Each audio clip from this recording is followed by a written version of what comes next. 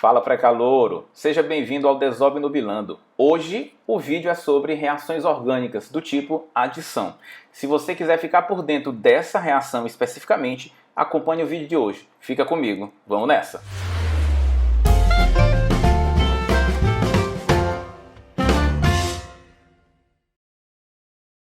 Bem, o vídeo de hoje é sobre reações orgânicas de adição.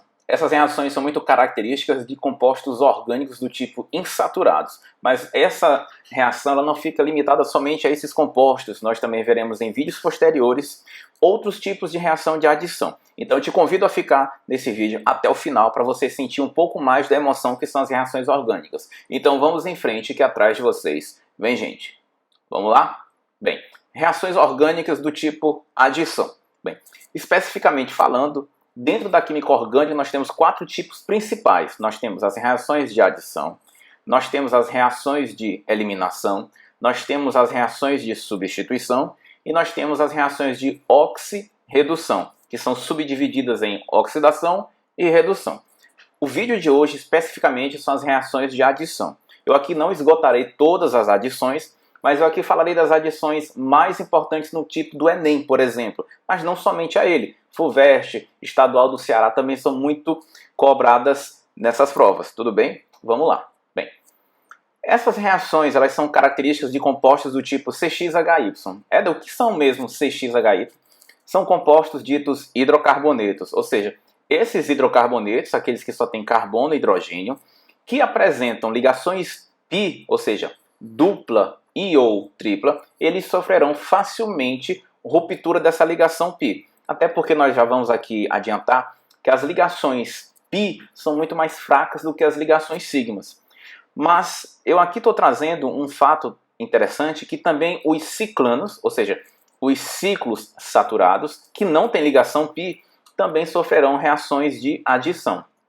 Só que a reação de adição ela está limitada a compostos de 3 membros e de 4 membros, o chamado ciclopropano e o ciclobutano. Então, o que é que a reação de adição vai fazer? Eu vou adicionar elementos à estrutura orgânica. Eu aqui estou trazendo a estrutura, veja só, de um alceno. Lembrando que essa ligação ela é uma ligação sigma e essa daqui de cima seria uma ligação pi. A ligação pi ela é mais frouxa. O que é que vai acontecer? Essa ligação especificamente ela vai se romper e esse reagente AB, um A adicionar-se a um carbono e esse B adicionar-se a outro carbono. Ou seja, os carbonos da dupla, no caso específico aí, receberão 2 átomos novos. Ou seja, eu era um composto insaturado e tornei-me um composto saturado. Dita desobnubilativa.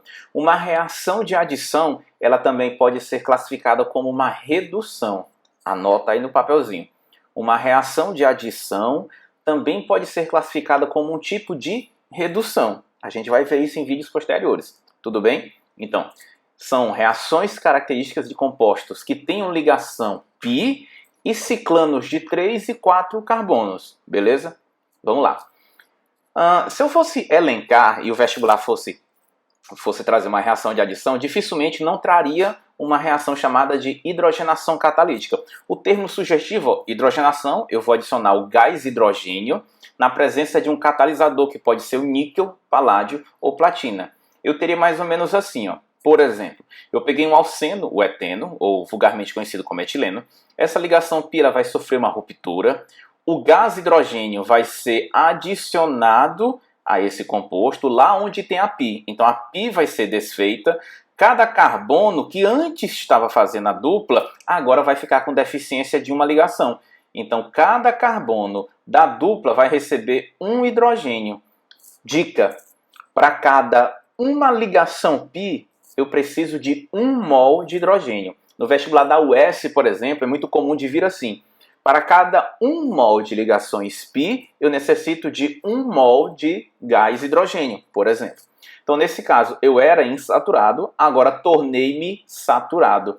Perceba que isso aqui acontece na presença de um catalisador metálico, níquel, paládio ou platina. Fique bem claro que esse gás hidrogênio ele vai sofrer uma adsorção. O gás hidrogênio é adsorvido na superfície do catalisador e o catalisador vai lá e leva o hidrogênio até o composto insaturado.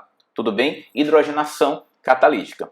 Se você estiver gostando do vídeo até esse momento, deixa um likezinho aqui pra gente, para que eu possa entender que você está gostando desse e de mais vídeos, porque posteriormente eu ainda vou trazer vídeos de eliminação, substituição e as reações de óxido-redução, beleza? Marca tua presença nessa aula, dá um joinha aí pra gente. Se você ainda não for inscrito, inscreva-se, não perca a oportunidade de ver mais vídeos. Bem, nessa hidrogenação catalítica, eu posso ter uma hidrogenação parcial, como também posso ter uma hidrogenação total. Veja só, o que seria, Éder, uma hidrogenação parcial? O nome é sugestivo, parcial. Então quer dizer que eu não vou romper todas as ligações π. Então, partindo de um alcino, que tem duas ligações π aqui, lembrando que para cada 1 mol de ligação π, eu preciso de 1 mol de hidrogênio. Se eu tenho duas ligações π, para saturar totalmente eu precisaria de 2 mols de hidrogênio. Mas como é parcial, eu vou usar só 1 mol de hidrogênio. Então 1 mol de hidrogênio vai quebrar a soma das π's. Eu tinha 2 π's, agora eu vou ficar só com uma. Então era um alcino e agora é um alceno. Mesmo esquema, na presença de um catalisador metálico. Mas eu também posso ter a hidrogenação parcial e posso ter a total. Aqui um outro exemplo do propadieno, ó, um dieno acumulado, ó. As duas duplas estão no mesmo carbono. Só fazendo aqui, perdão, uma revisão rápida, percebamos que tanto quando o carbono tem tripla, quando ele tem duas duplas, ele é hibridação do quê? sp.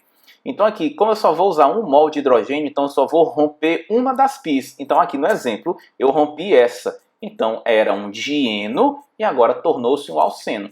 Então, à medida que eu vou adicionando gás hidrogênio, eu vou fazendo com que um composto deixe de ser insaturado e torne-se menos insaturado ou mais saturado. Não quer dizer que sempre vai gerar um alcano, não. Vai gerar um alcano se for total. Por exemplo, na hidrogenação total, se eu pegar um alcino que tem duas π's, então para cada π, 1 mol de hidrogênio. Como eu tenho duas π's, eu preciso de quantos mols de hidrogênio? 2. Pronto. Hidrogenação total. Era insaturado e agora ele é o quê? Saturado. Show de bola. Vamos em frente. Outra adição característica, além de ser hidrogênio, pode ser também a adição, chamada de halogenação. Eu vou utilizar X2. É do que é um X2? Flúor, F2, cloro, Cl2, bromo, Br2 ou iodo, I2. Mas aqui nós vamos ficar restritos a cloro e a bromo, porque o flúor é muito reativo e o iodo é muito lento. Então a halogenação ela fica especificamente entre o cloro e o bromo. De que maneira isso acontece, Éder? Mesmo esquema da hidrogenação. Só que ao invés de você adicionar hidrogênios, você vai adicionar o quê? Halogênio. Então veja só, eu tenho um alceno, eu tenho uma π, aí eu vou usar o quê? Cl2. Vai vir um cloro para cá e um cloro para cá, ou seja, quebrei a π, quem tinha π agora vai receber um halogênio. Então eu gerei aqui ó, um di2 aletos e percebam que esses dois aletos eles estão em carbonos vizinhos. Então eu os chamo de dialetos vicinais, vizinhos. Caso os cloros, por exemplo, ficassem no mesmo carbono, seriam dialetos geminais. Repito, dialetos vicinais, em carbonos vizinhos. Beleza? Uma observação que eu já até adiantei, essa halogenação ela fica limitada a cloro e bromo. Mas tem uma coisa muito importante que eu quero aqui trazer para você, é o chamado teste de bromo. O que é o teste de bromo? É um teste que eu posso fazer com água de bromo, quando eu pego o bromo na presença de água, ou quando eu pego o bromo na presença de tetracloreto de carbono.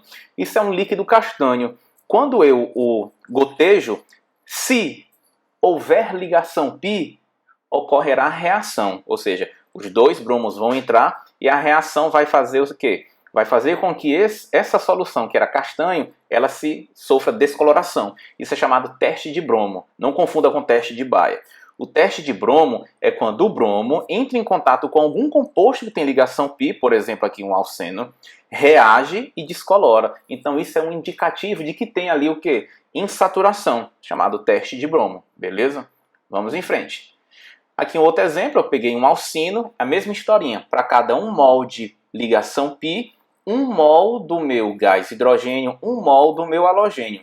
Como aqui eu tenho um alcino, tem duas π's e eu só estou reagindo 1 mol de Cl, Então vai vir um Cl para esse carbono e um Cl para esse outro. Como eu só usei um mol, eu só vou romper uma π. Então ainda será um composto insaturado, só que antes era um alcino e agora é um alceno. Mas veja que continua a ser um dialeto que vicinal em carbonos vizinhos. Beleza? Adição de HX. Se todo X é flúor, cloro, bromo e iodo, HX é quem? São os halogenidetos. HF, HCl, HBr e HI.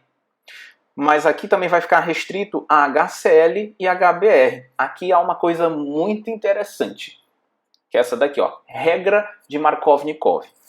Esse russo dizia o seguinte: o hidrogênio do aleto, HCl ou HBr, adiciona-se ao carbono da dupla ou da tripla que tenha ligação, dupla ou tripla ligação mais hidrogenada. Vamos refazer. O hidrogênio do HX, HCl ou HBr vai se adicionar ao carbono mais hidrogenado. Veja só, como aqui é um ácido, aqui é HX. Isso aqui em solução aquosa libera o quê? H+, X-. Então eu vou pegar a espécie positiva e adicionar. Então tem até uma dicasinha que a gente fala assim, ó. Markovnikov, ele era um cara muito louco. Ele dizia assim, ó, dê mais a quem já tem mais. Como assim? Dê hidrogênio para o carbono que já tenha mais hidrogênios. Ou seja, dê mais para quem já tem mais. Guarda essa dica. Então eu vou fazer assim, ó. Eu tenho aqui um alcino, duas ligações π. Como eu vou usar só um mol de HCl, então isso aqui é algo parcial. Então vai vir um hidrogênio para esse carbono da dupla, porque ele já tem um hidrogênio. Esse aqui não tem nenhum, então isso aqui é chamado de carbono mais hidrogenado. Como é que é a regra? D mais, quem é o mais? No caso é o hidrogênio, que é o H+. D mais, desculpa aqui, D mais para quem já tem mais. Ou seja, o hidrogênio vai para o carbono que já tem mais hidrogênios.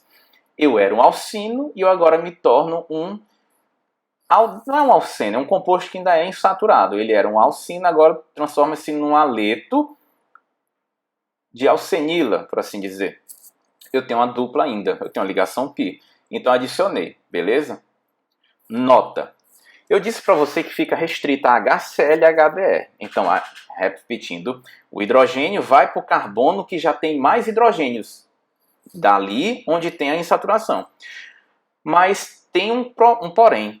Se eu utilizar HBr, ácido bromídico, eu tenho duas situações. Eu posso usar HBr e seguir a regra de Markovnikov, ou eu posso ter HBr na presença de peróxido, tipo peróxido de benzoíla, peróxido de hidrogênio. Então essa questão falar que a adição de HBr, só HBr, na presença de peróxido, isso vai acontecer do modo anti-Markovnikov, é o chamado efeito Karachi. O que é o efeito Karachi? Se Markovnikov dizia dê hidrogênio para o carbono que já tem mais hidrogênio. Então a regra anti-Markovnikov é dê o hidrogênio do HBr para o carbono que tenha menos hidrogênios, porque isso é um efeito anti-Markovnikov. Repito, Éder, e se eu tiver peróxido na presença de HCl? Não vai ser anti-Markovnikov. Só é anti-Markovnikov HBr na presença de peróxido. Tudo bem? Vamos lá. Adição em aromáticos. Bem, falar de adição em aromáticos é falar de uma coisa muito estranha, porque uma das principais características dos aromáticos é a sua imensa estabilidade.